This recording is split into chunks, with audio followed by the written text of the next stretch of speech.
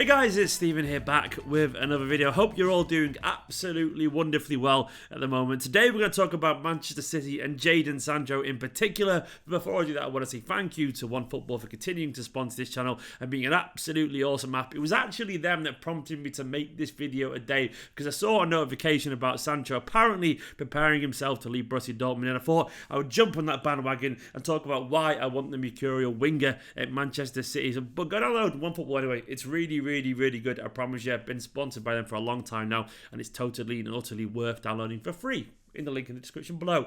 But yeah, sorry about the lack of videos recently. I went away to Budapest on Thursday with my fiance, with my fiance Nicola. It's weird saying fiance, it's quite nice. It's the only reason I've done that. But anyway, we got stuck there because of the storm in the UK, and then a plane was cancelled because it got hit by lightning twice, and they couldn't find the exit point of the lightning, and it could have crashed if it took off. So it was all very dangerous. But finally, I got home yesterday, late last night.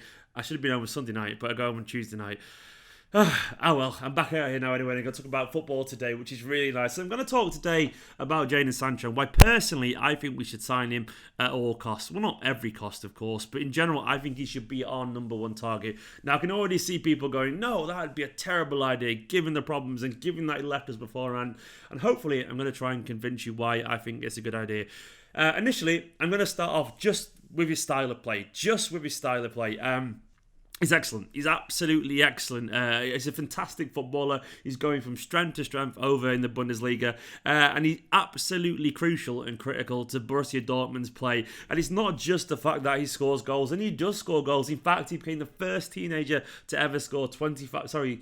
Actually, he was the first teenager, and therefore the fastest, I guess, teenager to score 25 Bundesliga goals. The only Bundesliga teenager to ever score 25 goals. And this is for an Englishman abroad. A young lad who's gone to another country and still been that good. It's just incredible. But it's not the fact that he just scores goals. It's the fact that he's so intelligent with his play. What I really like about Sancho, and this was also always a case as well when you play for the EDS teams and the under-18s and all that kind of stuff, is that his weight of pass is absolutely delightful. Now, don't get me wrong, he's a fantastic dribbler, and you look at his dribbling stats, he's one of the most successful dribblers in Europe, but he's so much more to his game than that. It's his way to pass. It's his measured approach to football that I really enjoy. He seems to be genuinely just as happy at creating a goal as he does in scoring one. And he has this really incredible way of just pulling defenders away and occupying so much space, which basically leaves room for overlapping players, for strikers, for other midfielders and all that kind of stuff. And it makes him absolutely critical. He's really good at just operating in tight spaces.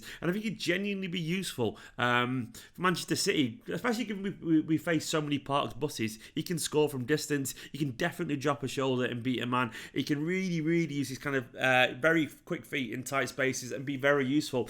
And more than that as well, even if we're counter-attacking, he's absolutely fantastic as well. His decision-making is excellent. He doesn't really tend to waste the ball.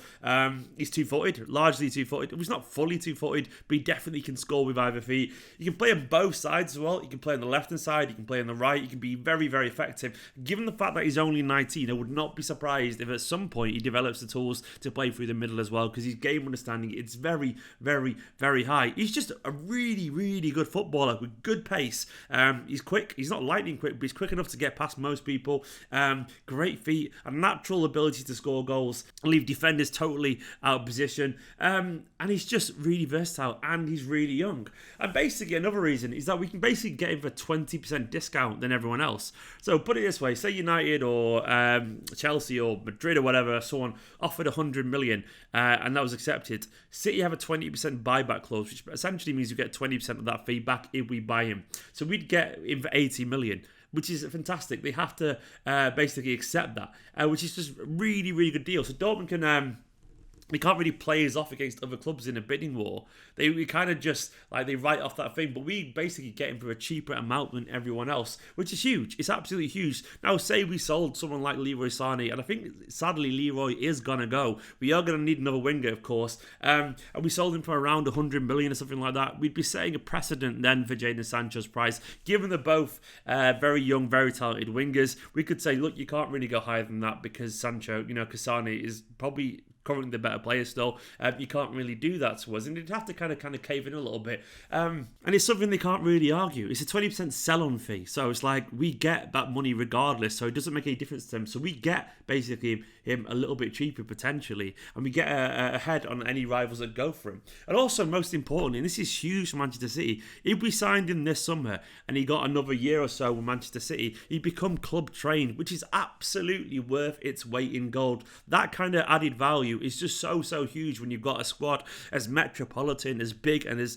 diverse as Manchester City's. We obviously signed lots of world-class overseas players, and also given the fact that we've got Brexit looming on the horizon, we don't really know how that's going to affect things fully yet. Having another homegrown player, especially one with the star potential of Jadon Sancho, it's just absolutely glorious for our squad balance. And it means basically we've got a young player there, could be there for a very long time, and just allow us that flexibility to move players around. It'd be massive. It'd be absolutely huge. And even just like having him and Sterling playing for our team, England's number one wingers. Imagine that profile it'd give us as well. It'd be so good. And you got to bear in mind as well that he already knows so many players from Manchester City. He knows most of this squad. He's comfortable with this squad. He's good friends with Phil Foden still. He's really good friends with Raheem Sterling. He sees him as a bit of an idol. And it seems to make just so much sense to me to get him back. Obviously, the wages would be high. You're talking around 200k plus a week, but we're already going to have to pay that to Sane if we want him to stay. We already pay that to Mahrez and so on. So it'd just be about the going rate for one of the most talented young footballers in European football. I mean, just look at these stats. This is as of the 5th of February. Jadon Sancho has been directly involved in 24 league goals this season. As of the 5th of February, that was more than De Bruyne, Messi, Ronaldo, Salah, Mane. That's just phenomenal. As I said earlier, he's become the first teenagers to score 25 Bundesliga goals ever. There's only 3 players with 20 plus assists and goals in each since the start of last season in Europe's top 5 leagues. That's Sancho, Messi and Di Maria. Sancho gets goals and he gets assists. He's just got such an incredible output. Now, I know a lot of people saying, well, what about the negatives? And I agree. There are some negatives. His attitude has long been muted as a potential problem. Now, I will admit there are some worries there because he did force a move away from Manchester City, and it wasn't a good look. It really wasn't. There was, of course, the issue about him turning up late in October for training after England duty, and Dortmund did fine them. Let me add a counter argument to those 2 points. 3 years ago, when he left Manchester City, he was basically 16, 17. He acted like a child because he was a child. Now, I have it on good authority, believe me if you want or not. He was told that if he left Manchester City by his agent, he'd get a good chance to get in the England squad in 2018. It didn't really obviously come to fruition, but he was told he wouldn't really get a chance, at Manchester City. He had someone in his ear. He took up that opportunity to leave and he went to Dortmund. And to be honest, going to Dortmund at that young age, and you've got to bear in mind how many young English footballers fail abroad. He's absolutely blossomed because he has that much ability. Now, I can't really defend the turning up late for training in October thing. Once again, I will say he is young. Sterling was accused of doing very similar things at a very similar age during his time at Liverpool. And Sancho was rightly fined for it. I can't really defend that. I will say in general, it's not the worst thing in the world. I mean, to turn up late for training or miss a day of training, it's bad. It's bad, definitely. But you do have to add the caveat, he was only 19 years old. He is only a kid and kids make bad mistakes. It doesn't mean they're therefore a bad player and they won't learn because humans do things like this. What I will say is that he's immediately straight back into Dortmund's team. He's immediately scoring goals. He's immediately being a very critical part of their forward line and easily being the best young winger in the Bundesliga. That is his ability. And regardless of those kind of negative words that were put out about him, they value him absolutely highly. And his professionalism on the pitch, absolutely spot on. He's an incredibly hard-working player. Personally, I don't think this is going to happen. I'll put it out there. I think he'll go somewhere else. I don't think the City will go for it. But I think it's worth swallowing our pride for it. I know a lot of people will say it's going to be embarrassing if we get him back and do our own version of the Pogba thing. But I would be a lot more furious if Jadon Sancho went on to fill his potential somewhere else and we didn't get him for like 80, 90 million, which is a snip for a goal-scoring, assisting winger of his age and potential homegrown value. I'd be more embarrassed by that if we didn't take it. I would take the slap in the face of the pride and all that kind of stuff if we got someone with that much potential back for at least 6-7 years. If you're getting someone for his potential quality for as long as we could get them, he's well worth the money. It's well worth the slight kind of dint to our pride, really, I would just take it and I would just do it. And because we're going to need him. We're going to need a winger, you know. We're going to need it because Sane is going to go, in my humble opinion. And I can't really think of many better options around. Who are the options? Some people will turn around and say Jadon Braff, but we all know Guardiola isn't going to give a raw kid a chance to go. And you look around and you think, who else is it going to be? Unless you're going to pull some magic player out the hat, I can't really see a better option because Sancho is a star. He's a star in the making. He has so much quality, and I want someone who can grab headlines. I want someone with a bit of ego. I want someone who can create and score and bamboozle defences. Did I just say the word bamboozle? I did. Where did that come from? Terrorise defences. There's a slightly better word for you. And I want someone with that star X factor. And I think Jadon Sancho has that, and I think he's going to get better and better and better.